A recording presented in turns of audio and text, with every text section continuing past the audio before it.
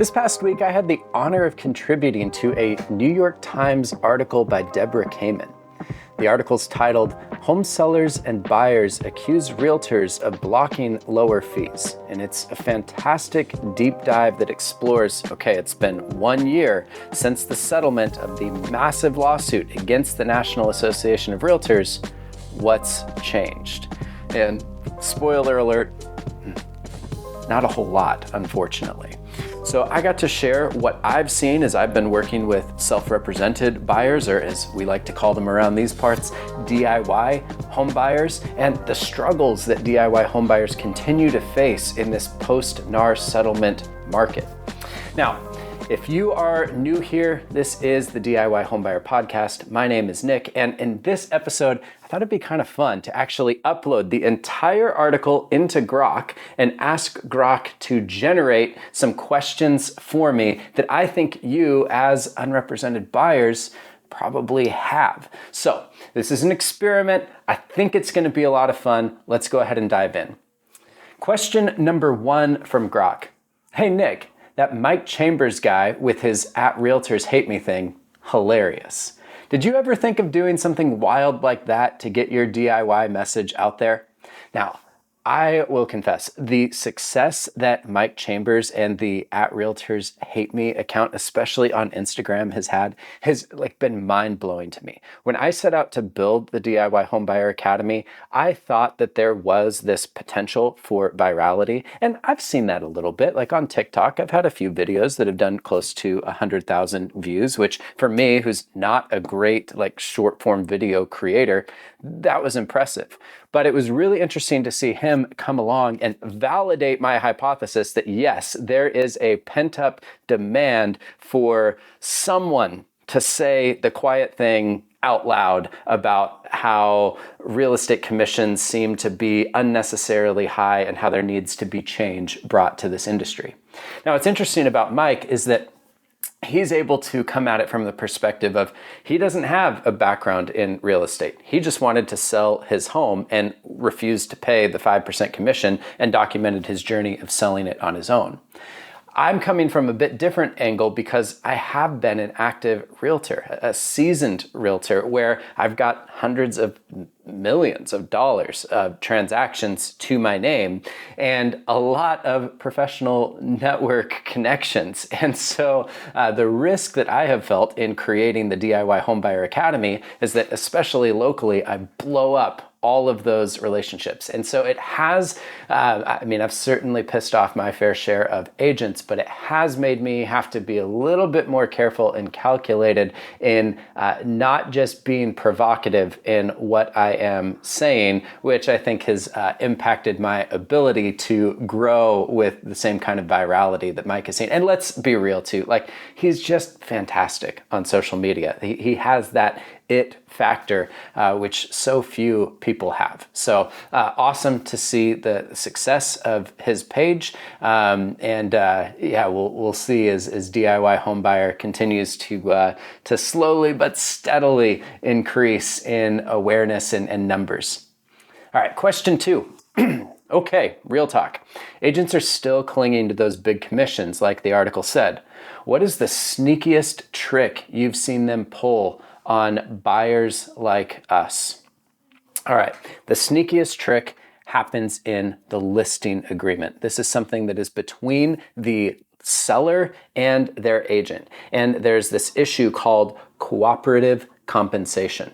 So cooperative compensation happens when the seller agrees with the listing agent that they will pay the listing agent 6%. But if there's a cooperating buyer's agent, the listing agent will split their 6% and give the buyer's agent 3%. That sounds great, but what happens if there's no buyer's agent? Well, then in that case, the listing agent keeps all 6%. Whether that's they set up as a dual agent and they try to represent both sides, which doesn't work, or even if that's that the buyer is unrepresented, legally speaking, the listing agent still gets to keep the full 6% commission, which obviously disadvantages self-represented buyers like you. So that is a sneaky trick that DIY homebuyers have to be aware of. I did a video, I think it was even just last week, on how to try and uncover what's happening in the listing agreement and how to get past that if there is a cooperative compensation setup. But ultimately, we, like as consumers, need to press against the real estate industry and just try and eliminate cooperative compensation altogether. Number 3, I heard you've coached 30 people to buy without an agent. Any crazy stories? Like, did someone show up with a megaphone to negotiate or something? All right, I haven't had any megaphones yet, although that would be a fun story to add to the repertoire.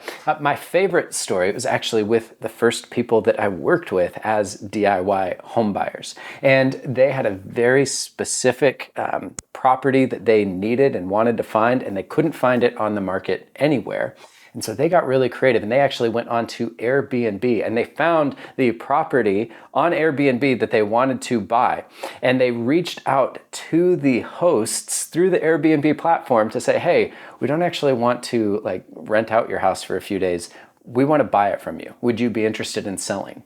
And sure enough, they caught the hosts at just the right time as they had started to think about selling the home, and they were able to put together an off-market deal. And I was able to walk them through all of the different paperwork that they needed, the due diligence, the contingencies. I was able to help them negotiate, but ultimately they handled all of the communications, all of the paperwork. They truly represented themselves every step of the way in the process. But it was just the coolest thing that they got creative, got a little bit scrappy, and found the perfect property for them, not on the MLS, not on Zillow, on Airbnb. Number 4, so the article mentioned commissions only dropped a tiny bit, like 5.6 to 4.9%. Does this mean we are stuck with these rates forever, or what? Now, this is an interesting statistic that commissions have come down since the NAR lawsuit and settlement. There is some other data out there that actually suggests that commissions have gone up a bit since the settlement. And frankly, that's been my experience in the Pacific Northwest. As I've talked with agents, they seem to be increasing their commission percentages, not reducing them. So I do think that these numbers are market specific.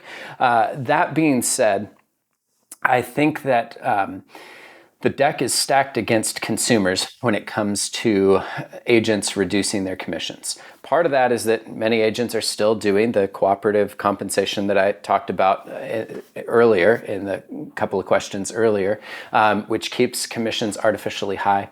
The other piece of it is that many agents, the way that they get connected with consumers, home buyers, is through lead sources like Zillow or Dave Ramsey or any other host of places where they pay for consumer information as leads. And like with Zillow and Dave Ramsey, the agent has to give up 30 to 40% of their commission when the house closes to Zillow or Dave Ramsey. And that's on top of whatever they're having to pay in their brokerage split, the amount that goes to their brokerage, plus taxes and all of their other expenses, which is all to say this is a very inefficient business being a realtor.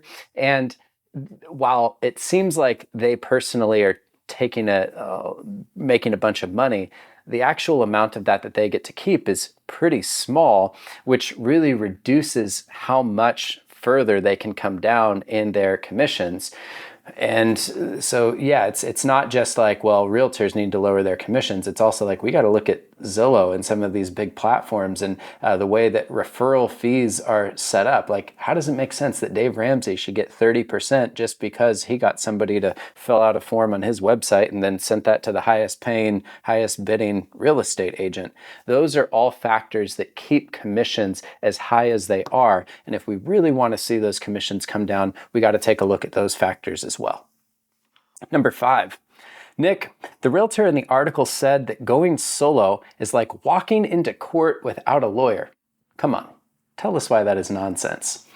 Man, y'all, I wish that I was better at video editing and and technology, because if you go on my short form platforms like Instagram and TikTok, you'll see realtors in my comments. And one of the most consistent things is that they compare themselves to attorneys and surgeons and dentists. Like, I had a guy that was like, you wouldn't perform your own root canal, so why would you represent yourself in a home buying transaction? And I just want to be like, sir, this is an apple, this is an orange. These two things are not the same. And that's exactly the case when it comes to realtors comparing themselves to attorneys and going into court without a lawyer. And this is ironic, because realtors should know better than anybody not to make this comparison. Like, a realtor should make it very clear to their clients that they are not an attorney, that the only thing that they can do legally is fill out the blanks on a pre-made form, standardized form that actual attorneys have created and reviewed. One of the most dangerous things that a real estate agent can do is make modifications to that form or write up their own addendum, because they're not trained lawyers. And that's the big crazy part, like in the arrogance of that comparison of a realtor comparing themselves to a lawyer or doctor or anything like that, is that the amount of education and schooling and professional standards that you have to adhere to be a true lawyer or doctor compared to an agent, like there's not a comparison to be made. I mean, hairstylists have to have more training and oversight than a real estate agent does in most states. So it is an outlandish comparison that agents will make. Is there some complexity and specialization of knowledge required for real estate agents? Yeah, I suppose. But the fact is, real estate transactions are pretty standardized. Like, the fundamentals of a real estate transaction really don't change from house to house to house.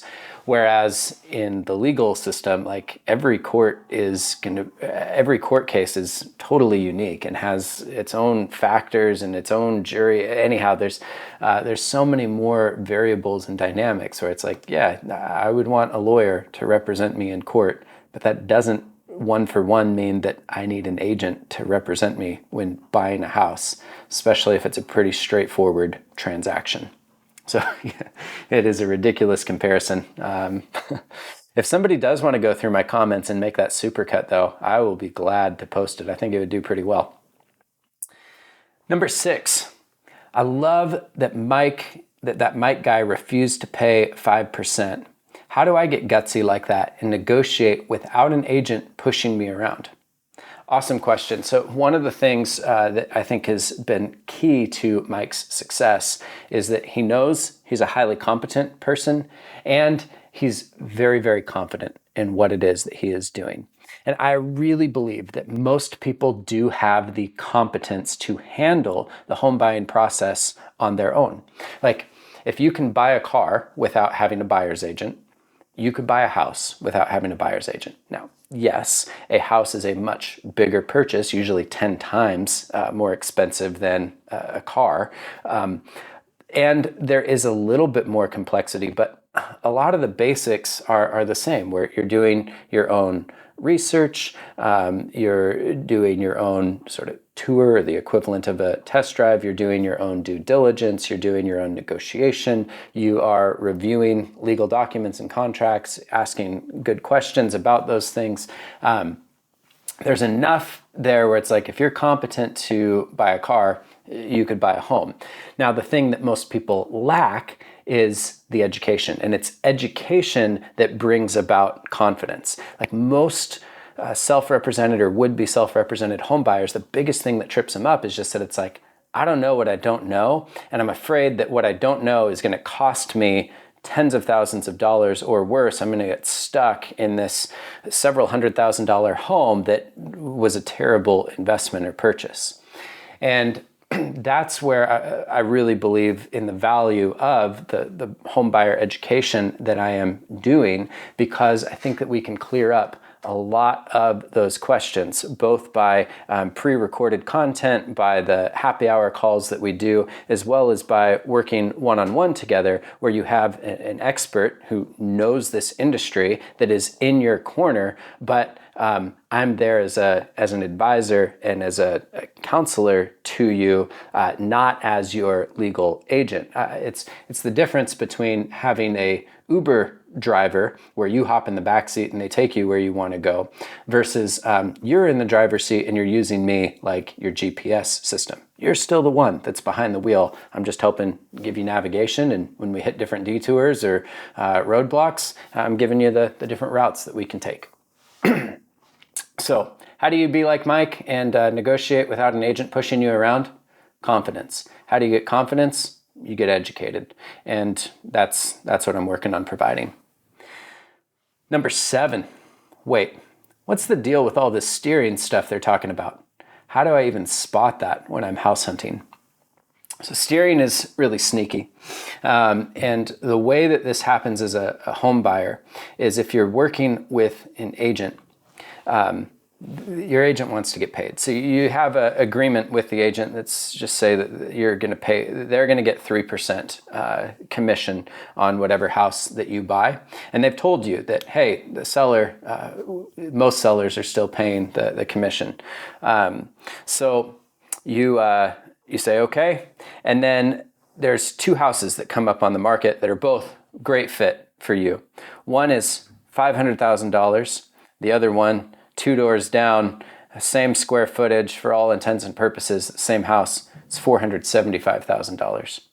But on the $500,000 house, the seller is offering a 3% buyer agent commission paid by the seller.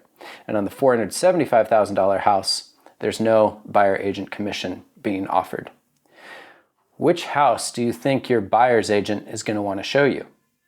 They're going to want to show you the $500,000 home, because that's the one that guarantees them that the seller is going to pay the commission. And that is steering. Like they are going to be incentivized to push you toward the more expensive home versus showing you the $475,000 home, where even though that one would probably be a better deal for you, it's more work for them. There's less assurance of them getting paid by the seller. That would mean that you might have to come out of pocket to pay them the 3%. They know that you don't want to do that. And so it is easier. There's less resistance. They're more incentivized to show you the more expensive home. And that is steering.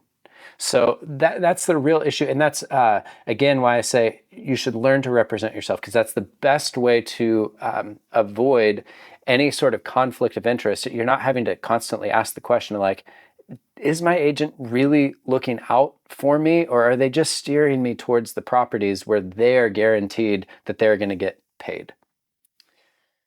Number 8.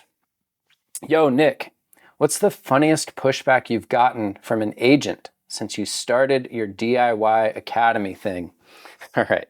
I don't know that this is funny, but I did have an agent who replied to one of my videos, and he said, F you, F unrepresented buyers. I will never show one of my listings to a self-represented buyer. They can stop being such cheap asses and they can go and find their own agent. I was like, dang. On one hand, I kind of respect that this guy was so blunt and bold. On the other hand, I was like, who do I send this to ensure that like the DOJ or whoever it is like knows that this person is out there, because they are the exact epitome of everything that is wrong with listing agents' mentality and approach towards self-representing buyers. So I couldn't believe that he was willing to just like publicly state that out loud. And to be fair, he deleted that comment like a day later. I think that he saw that was not good for business based upon the ways that other people were responding to him as well. But it just sucks. Like while he was bold enough to say it out loud, I think that there's a lot more listing agents that have that kind of mentality toward self-represented buyers. And that's something that I'm really working on trying to change. Number 9, Serious question. Where do you see this whole DIY homebuyer movement going? Like, are we actually going to shake up the real estate industry someday? Hell yeah, we are. Absolutely. And it's already happening. So when it comes to DIY home buying, like, I didn't invent self-representation. Like, there have been home buyers that have figured out how to buy homes without an agent for decades upon decades upon decades. In fact, when you look at, like, real estate is one of the things that we've been transacting since, like, the dawn of time. So people have been figuring out how to buy and sell property for as long as civilization has existed, pretty much. So the idea of buyer agency is actually a pretty modern kind of concept. And especially with the new rules that are in place and where buyer agents are having to be more upfront about how much they're receiving in compensation and negotiating that with buyers, buyers are asking themselves the question of, like, okay, is this worth it? Like, I'm buying a $700,000 home. This agent wants a 3% commission. Like, is it worth them getting paid $21,000? That whether it's me paying it or the seller paying it, they're adding $21,000 to this transaction somehow. What am I getting in return? And my hypothesis is that the number of self-represented buyers is only going to grow, and that it's going to grow exponentially in the coming years, just like what we saw happen in the travel industry. So there was a time, like in the 90s, not that long ago, where it was unfathomable that you would book your own vacation without using a travel agent. But then Expedia and Travelocity and Kayak and Airbnb come along, and they give power to the consumer to be able to book their own vacation. Now, travel agents still exist, but they serve a very small segment of the travel market. And I think that a similar thing is going to happen in the real estate industry over the next several years, that there have always been unrepresented or self-represented buyers. I think that that number of people is only going to increase. And of course, I'm trying to help serve that by making sure that self-represented buyers are educated, informed, they're competent and confident, so that we have smoother, better transactions all around. But as that number increases, there's also going to be more tools, online platforms, more data, more easy access to information that are going to serve the self-represented buyers, so that I believe that 5 years from now, the majority of home buyers will be self-represented, and that buyer agents will serve a very small segment of the population that really feels like they need that service. So yeah, I absolutely believe that this movement is just starting to pick up steam, and that we're on the right trajectory for where real estate is going to go. I'm thrilled to be part of it. Number 10. All right, be honest. Did you ever have a moment coaching someone where you thought, oh man, they are in over their head? How'd you help them through it? This is a good question. Now, honestly, I have not had a moment of coaching any of the DIY home buyers that I've worked with where I'm like, oh shoot, you probably would have been better off having a buyer's agent. This is not the right fit. I haven't found anybody in over their head in that regard. And this is just the case when you're starting anything new. Like, I'm a seasoned agent. I've done more transactions than I can count. And yet, when I'm working with DIY home buyers, like, there's always some sort of question or something that comes up where it's like, oh yeah, I haven't created a piece of content for that one yet. And so we have to work through whatever those questions or issues that they're facing are. An example of this is that guy that's family buying a home, and they went to contract on it, or they were negotiating the contract, and the sellers wanted a 6-day rent back period so that the house would close, but the buyer wouldn't get possession until 6 days later. This is something that the buyer was open to, but there was no, like, it just was in the contract that the seller was going to get 6 days to move out of the house. And there was no further addendum that was specifying, okay, what are the rights, what are the expectations and responsibilities of the seller who's now becoming a tenant? How much of a per diem are they paying for every day that they're in the house? What's the security deposit? What's the process for ensuring that when possession happens, that all of the keys and garage door remotes, all of those things are where they need to be? If the seller isn't out, anyhow, all of that needed to be outlined in an addendum. And that was something that we were able to work through together. And I would say that with most people that I work with, there will be at least one, if not multiple points in the transaction where it's like, oh yeah, we need to add this, we need to do this to make sure that you're protected. But I've never felt like anybody was like in over their head. Number 11, hey Nick, that Instagram video with the 0% sign, total shade. Ever seen an agent pull something that petty in real life? Okay, first of all, these Grok questions are hilarious. Total shade. I don't know that I've ever heard a human say that.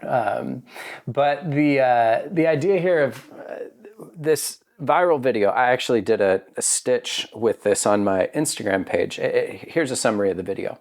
You have an agent in a car, presumably with a client, and they're rolling up to two open houses that are side by side. The first open house, there's another agent who's standing outside with a sign that says 3%, and he's shaking it. The next house, there's another agent standing outside of the open house sign with a sign that says 0%, talking about what their seller is offering for buyer agent compensation. So as the buyer agent pulls up to the house that says 0%, he sees that sign, he says, oh, hell no, and he throws the car into reverse and goes back to the 3% house sign. And the message of that video is that, hey, sellers, if you're not offering a 3% commission, buyer agents and buyers are not going to tour your home. That's definitionally steering. So that's the issue with the video. And here's the thing. I have seen this in real life because I do help people list their homes. I had a home this fall that we listed where the seller took my advice and they left the compensation to a buyer's agent.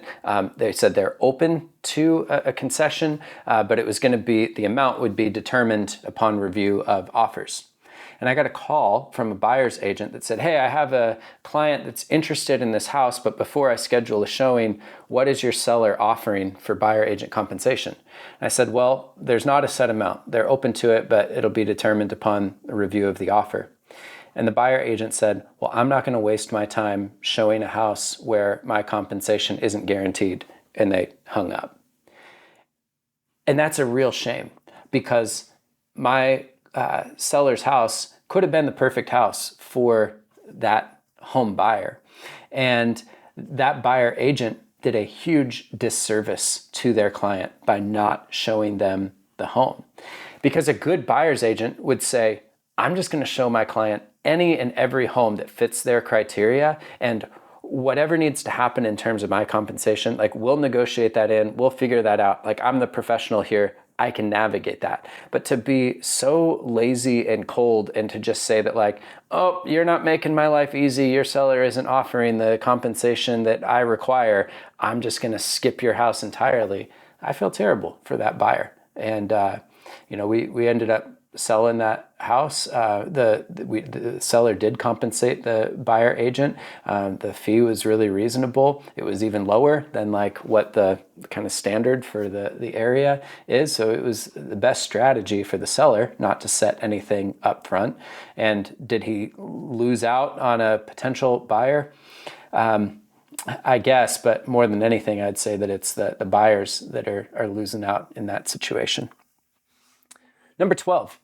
So the NAR settlement was supposed to shake things up, but it's barely a drizzle, like the article said. What's going to happen to make it a real storm for us buyers? So in summary, the NAR settlement promised to bring a lot of changes that would bring more competition, would reduce commissions, just make a better experience for home buyers and home sellers. And reading just the article and the comments on the article, like that overwhelmingly has not been the case. Like it's pretty much the same as it always was, and in some cases it's worse than it was before the NAR settlement. So what's it going to take for things to actually change? Well, I think it's going to take more legal action. The DOJ is very interested in this whole cooperative compensation co-broker issue that I talked about earlier. And they have indicated that that is something that they're looking into. And it would not surprise me if they step in at some point and just completely eliminate cooperative compensation and make it so that the seller sets their compensation structure with the listing agent exclusively, and that the buy side is left up entirely to the buyer and the buyer's agent, and that the seller has no say or nothing to do with that. I think that that would be a great outcome. So there does need to be more legal action, things that are like that. I do think that it's going to get worse before it gets better. This is a niche sort of conversation, but there's a lot happening with what's called clear cooperation policy, and big brokerages like Compass are pushing back hard against clear cooperation policy, which states that every realtor has to list their listings in the MLS within 24 hours of the house going live, and that makes it so that all home buyers have access to all the homes that are listed, and those MLS feeds get syndicated out to Zillow and Redfin and Realtor.com so that unrepresented or self-represented buyers can see those as well. Well, Compass is creating its own private listing networks that are not part of the MLS and that don't get syndicated out. So the only way that you as a home buyer would have access to those things is if you're working with a Compass agent. And they have arguments for why they think that's better for home sellers. I do think that's going to create more challenges, especially for home buyers and self-represented home buyers.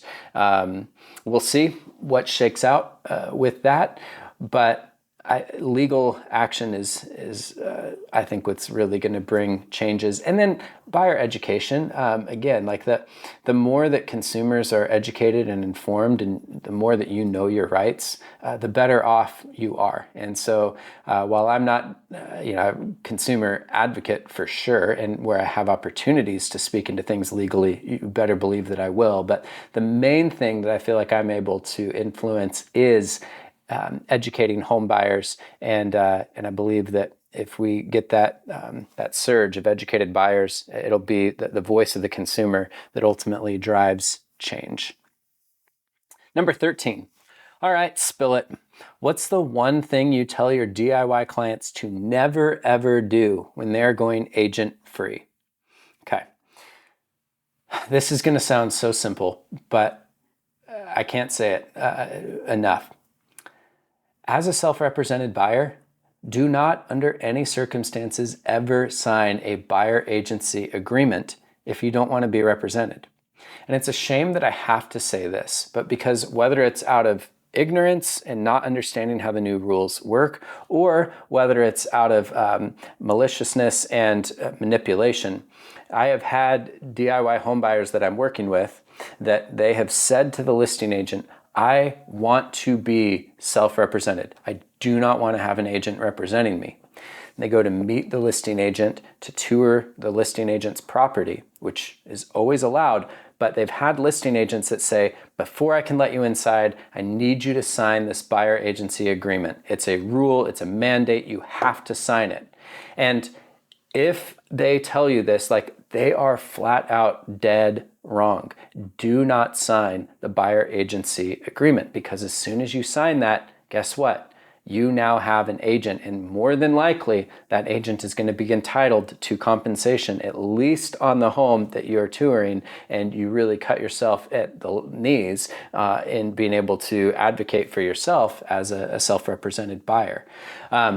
What you can do instead is you can say, hey, if we need to sign something, like, let's sign a non-agency disclosure. A non-agency disclosure specifies that the listing agent solely and exclusively represents the home seller, and that you, as the home buyer, are representing yourself and do not have an agent. A non-agency disclosure is fine for you to sign. In fact, I encourage you to sign one, because it just makes the relationship plain as day from the very get-go, removes the ambiguity. But do not sign a buyer agency agreement with the listing agent if you're wanting to be a self-represented buyer. Number 14, Nick, did you catch that Oklahoma law forcing commission sharing? How screwed are we if more states pull that kind of stunt? So yes, Oklahoma is looking at the NAR settlement lawsuit rules, and they're saying, nah, we like the old way. We're going to go back to that where listing agents split their fee with cooperating buyer agents. And so they're trying to reinstate that or protect that in law. And yeah, if more states try to pull that, that's bad news for consumers. It's bad news for sellers because it keeps commissions artificially high. They're promising to pay more than they should have to pay.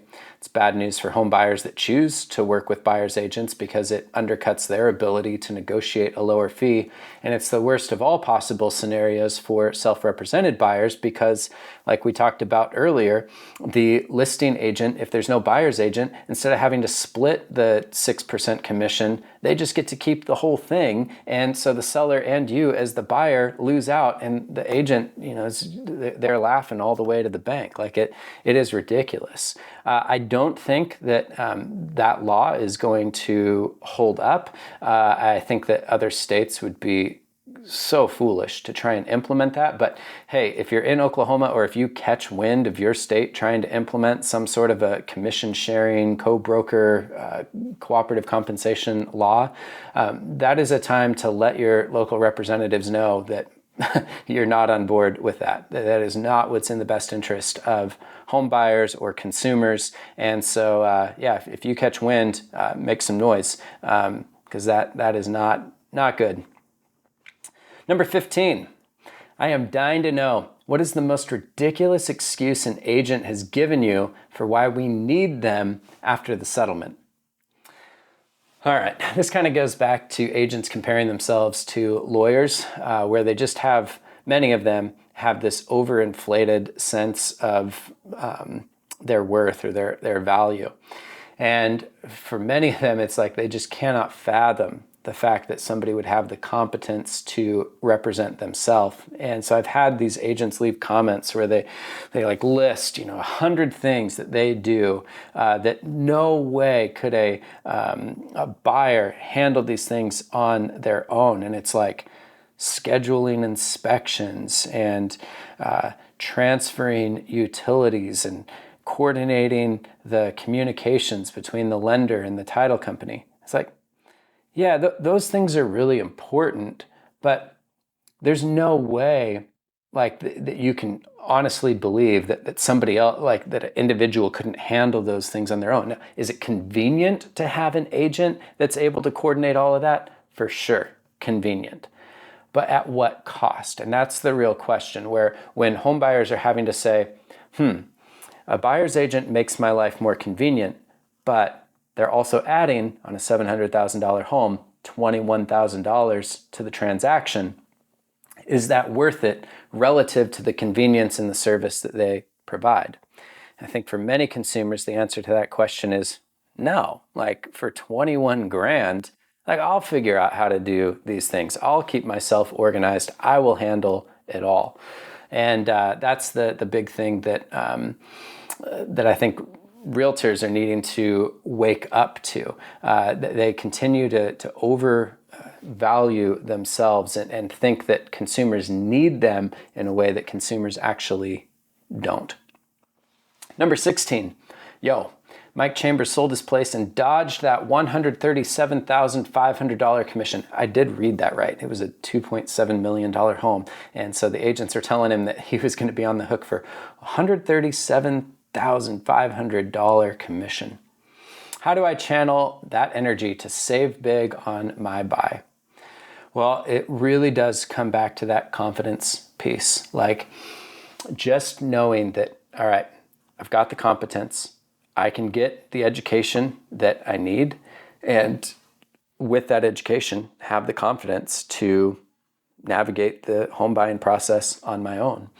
And that's the real big reason why I'm building DIY Homebuyer Academy and the community on School that people can join absolutely for free, because that's where I believe that there's the most value that I can create. And also, it's such a again, home buyers are concerned about not knowing what they don't know and making mistakes that could cost them tens of thousands of dollars. But you also don't really want a buyer's agent who is like financially incentivized for you to spend your max budget and to close as quickly as you can, because that's what's best for their business. And so that's what I'm trying to create with DIY Homebuyer Academy and the education that I offer. So I'm trying to decouple like your outcomes as a home buyer from any financial interests that I have, right? Like I want to be providing value to you that is unbiased and is non-contingent upon whether or not you actually move forward on a home. And I think that by having that kind of an advocate that is in your corner, whether it's me or somebody else whose financial interests are not tied to your outcomes and who's able to give you expert but unbiased advice, is another thing that really helps you cultivate the confidence that you need to successfully navigate the home buying process, as well as negotiate the very best possible deal for yourself. Number 17, Nick, what is the sketchiest workaround you've seen agents use to keep steering buyers, like that TikTok coach in the article? All right, the sketchiest tactic, going back to my example of where there's a $500,000 home and a $475,000 home, and for all intents and purposes, they're the same exact property. Whereas the $500,000 home, the seller's offering a 3% buyer agent commission, and on the $475,000 home, there's no buyer agent commission being offered. Buyer's agents will steer their clients towards the $500,000 home, but they will say that it is not them doing the steering, it is their client who has said that they don't want to see homes where compensation to their agent isn't offered. So the agent is able to hide behind the fact that they are just doing what their client has instructed them because the client doesn't have the extra money or doesn't want to come out of pocket to pay their agent. That is a really, really sketchy move. I hate that. Every state, every association has a little bit different buyer agency agreement, but many of them have a checkbox where the buyer can say, I don't want to see homes where buyer agent commission isn't offered. And as a home buyer, if you are working with an agent, you should never, ever, ever check that box, because as a home buyer, you want to see all available homes. Like that $475,000 home, even though they're not offering buyer agent commission, could be a better deal, a better value for you. And if your buyer agent was worth their salt, they'd figure out how to negotiate their commission into the whole deal. Or if you don't have an agent, just buy it at $475,000 and you got a $25,000 discount compared to the comparable one. But that sort of, it's objectively steering, but where agents are able to say, but it's not my fault, I'm just doing what the buyer told me. That's ridiculous. And it happens a little bit on the listing side too, where listing agents will badmouth self-represented buyers, and they'll say to their seller that like, you don't want to work with a self-represented buyer. You only want to work with buyers that have an agent. And they'll get their seller to say, yeah, we don't want any self-represented buyers. Now that's somewhat rare, but it does happen. And that's another really, really shady problem that is intended to bar self-represented buyers from participating in the market, which frankly, I think is discriminatory. Like, I don't know of any other word for it. Like, you're barring a legitimate class and segment of buyers from participating in the market based upon their representation status. Stupid. Agents, if you're listening, don't freaking do that. Number 18, honest question. How do you stay chill when you're coaching someone and the deal is going sideways without an agent? Okay. I tend to be a pretty calm, cool, collected person, and it's partly why I don't do great on like short form content. And if you've made it this far in the video, it means you've hung with my pretty chill personality. But I think this is actually a strength when it comes to real estate transactions and negotiations especially. There are always going to be some hiccups. There's always going to be some moments where a deal starts to feel shaky. And your ability to keep your composure in those moments is essential to being successful in actually following through on buying a home or knowing when you need to back out of a deal.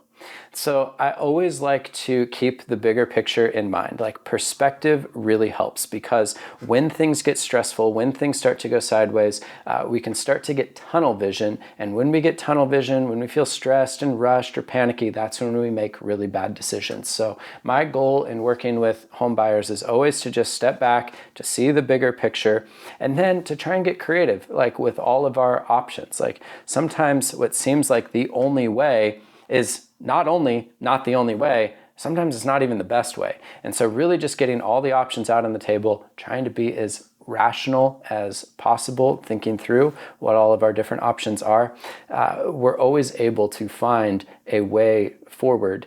Even if it feels like things are going sideways, there's always a way to right the ship. Number 19. Hey, that Boulder agent got flack for showing Mike's house. Ever had a moment where you thought, wow, this industry is really scared of us? Yeah, I think it every day. Based upon the comments and feedback and whatnot that I get from realtors, based upon seeing the response to this New York Times article, there are a lot of agents, brokerages, and people within the real estate industry that are very scared of change, and they're very scared that there's going to be more self-represented buyers. And I think that fear is a good thing. I mean, you should expect that there's going to be some of that fear as a self-represented buyer, and that there's going to be some challenges you have to overcome as a result of that, different attitudes and whatnot that listing agents and others within the industry are going to have toward you. But that fear also is like, okay, there's something legitimate here. Like, we should lean into that, right? Like, they see that we're onto something real, because if they weren't scared, then it would mean that we don't pose any real threat. The fact that they feel like, yeah, we pose a threat means, all right, we're on the right track. Let's keep going. All right, number 20, and finally, Nick, if you could snap your fingers and fix one thing about real estate for DIY buyers, what's it going to be? All right, I feel like I'm a broken record, but if I could snap my fingers and eliminate one thing, it would be cooperative compensation. I'd snap my fingers and make it so that a listing agent and their seller only have one agreement, which is how much the listing agent gets paid for doing their job of marketing and selling the home, and that number doesn't change whether there's a buyer agent, whether there's a self-represented buyer, and that dual agency should just be out, should be off the table. But there's one fixed number, and that if there's a buyer agent, that number gets figured out and negotiated between the buyer and the buyer's agent. And if the buyer and buyer's agent are able to negotiate some sort of seller concession to help with that, then fine, so be it. But the seller shouldn't have any say or influence on what that number is. And then that also opens the door for buyer agents to actually fully realize without resistance the savings that just should be there for removing a piece from the transaction. Like, if they don't have a buyer's agent, that should have a one-to-one correlation with transaction fees being reduced, because you've removed a paid party from the transaction, and self-represented buyers should benefit from that. So I think that that's the best thing for all consumers. I think it's the most fair thing for agents, and I think that sets self-represented buyers up best of all. All right, we've covered a lot of ground here. This has been a lot of fun. I'm going to have a link down in the description, a free link for that New York Times article, so no paywall there. Do check that out. Read the comments too. Some great stories in there. And then if there's anything that you've benefited from, share this with somebody that's looking at buying a home. Make sure you're subscribed to the channel. Leave me a comment. I love hearing your thoughts. And finally, join the free school community for DIY home buyers. There's an essentials course. There's amazing people in there. Connect with me on the happy hour calls. I love that community. Love that place. Links are in the description below where you can find that as well. Until next time, my friends, happy home buying. Thanks for hanging out.